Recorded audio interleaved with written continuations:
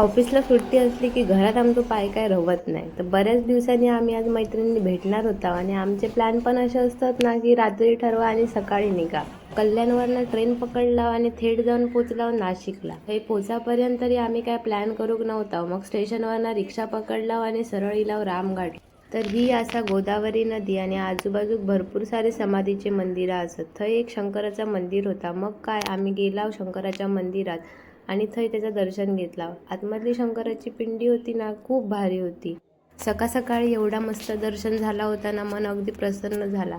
मग आजूबाजूची छोटी मोठी मंदिरं होती ती थोडीशी केला, त्यांचं दर्शन घेतला आणि परत इलाव थोडेसे फोटो पिटो काढून शायनिंग मारला.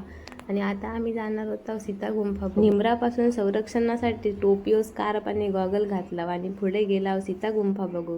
ही असा पंचवटी. तर हय 5 वडाची झाडं एकत्र इली असत, त्याच्यामुळे ह्याचं नाव पडला पंचवटी. त्याच्यानंतर आम्ही सीता गुंफाच्या बाहेरच्या लाईनमध्ये राहू आणि आतमध्ये गेलाव. आतमध्ये काय व्हिडिओ काढू अलाउड नव्हतं, तरी पण थोडंसं लपून लपून काढलंय. गुहेच्या आतमध्ये ना पूर्ण दगडावर एवढा भारी भारी रेखीव कोरीव काम केलेला होता ना की बघून लय भारी वाटत होता. तर आतमध्ये मस्त दर्शन घेतला. पुढे बघितला होतं रामायणातले काही जे घटना होते त्यांचं चित्रीकरण केल्याने होतं. ह्या सगळा बघून पूर्ण रामायण आठवत होता. मग काय सगळं बघितला आणि बाहेर येऊन बघितला तर पुढे 5 मिनिटाच्या अंतरावरच एक काळा मंदिर होता. तर तिथे जाऊन त्याचं दर्शन घेतलं. थंय काय मोबाईल अलाउड नव्हतं, त्याच्यामुळे व्हिडिओ काय करूक भेटक नाही. तर भेटाया पुढच्या व्हिडिओमध्ये. तर आम्ही पुढे नाशिकमध्ये खय खय फिरला ह्या बघू तुम्ही नक्की विसरा नको.